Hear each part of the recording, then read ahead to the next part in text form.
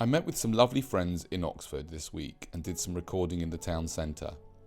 As the current prick, I have to avoid the V word, was partially created in Oxford, a lot of it was centred around the prick, and I was making fun about the rumours that it can lead to making it difficult or impossible to poop sprogs into existence, shall we say. I lambasted anti-prickers and joked about how people should take the prick, especially if it stops sprog production. I also mocked a passerby who said it contains very small particles, shall we say N-tech, and suggested that if it interfered with his deoxyribonucleic acid, that would improve matters. I uploaded the clip as unlisted to YouTube, and within hours I received an email which said, "Our team has reviewed your content, and unfortunately we think that it violates our medical misinformation policy. We've removed the following content from YouTube." I assume that their team are a team of AI machines that clearly don't have a sense of humour, which is of course one of the problems with AI. And the AI obviously analyses the words that are being said. So for this film, I will call it C19 and replace various other words so that this film itself doesn't get flagged and I don't get punished again. It then continued saying YouTube doesn't allow claims about C19 pricks that contradict expert consensus from local health authorities or the World Health Organization. How this affects your channel. Because it's the first time, this is just a warning. If it happens again, your channel will get a strike and you won't be able to do things like upload, post or live stream for a week. It then took me to the details of what we are not allowed to upload. YouTube does not allow content about C19 that poses a serious risk of egregious harm. YouTube doesn't allow content that spreads medical misinformation that contradicts local health authority information or WHO medical information about C19 on treatment, prevention, diagnosis, transmission. Note, YouTube's policies on C19 are subject to change in response to changes to global or local health authorities' guidance on the Rona. This policy was published on 20th of May 2020. What this policy means for you. Don't post content on YouTube if it includes any of the following. Treatment misinformation, discouraging someone from seeking medical treatment by encouraging the use of cures or remedies to treat C19. Content that encourages the use of home remedies in place of medical treatment, such as consulting a doctor or going to hospital. Content that encourages the use of prayer or rituals in place of medical treatment. Content that claims that a prick for Rona is available or that there's a guaranteed cure. This was written, of course, in May. Claims about C19 pricks that contradict expert consensus from local authorities or the WHO. Content that claims that any currently available medicine prevents you from getting Rona. Other content that discourages people from consulting a medical professional or seeking medical advice. Claims that there is a guaranteed prevention method for C19. Claims that an approved C19 prick will cause death, inability to poop out sprogs, or contraction of other infectious diseases. Claims that an approved C19 prick will contain substances that are not on the prick ingredient list, such as fetal tissue. Claims that an approved C19 prick will contain substances or devices meant to track or identify those who've received it. Claims that an approved C19 prick will alter a person's genetic makeup. Claims that any prick causes contraction of C19.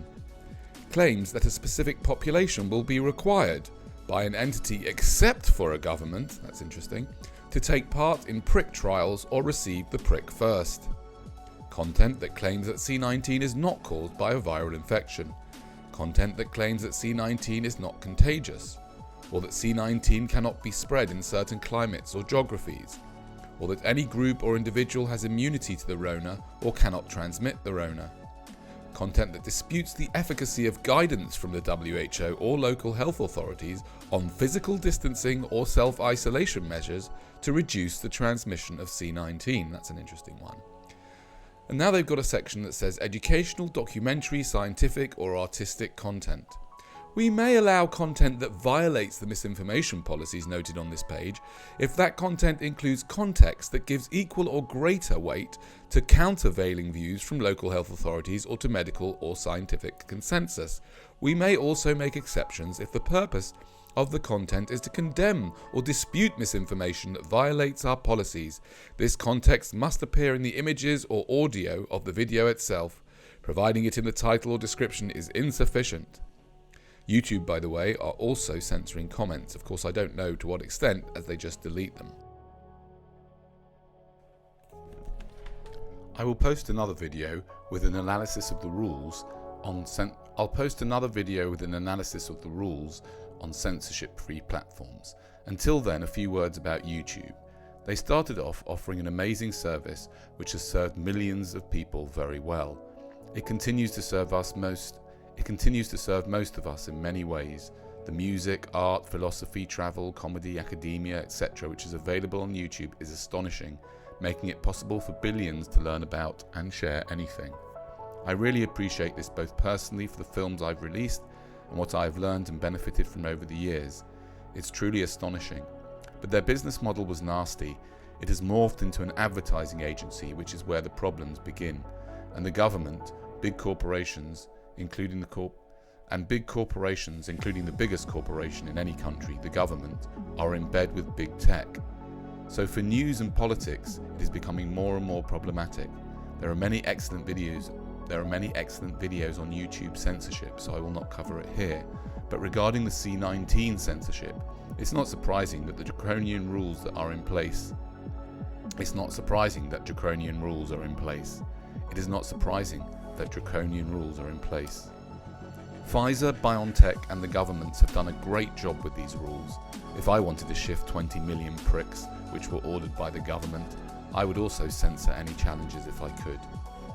I am part of what they call their partnership program, but you can see from the way they treat their partners that it's not really a partnership.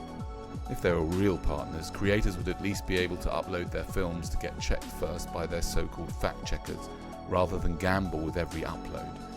But I chose to use YouTube in the beginning, and I shouldn't be surprised, just more typical psychopathic behaviour from big corporations and government. There's no such thing as a free lunch.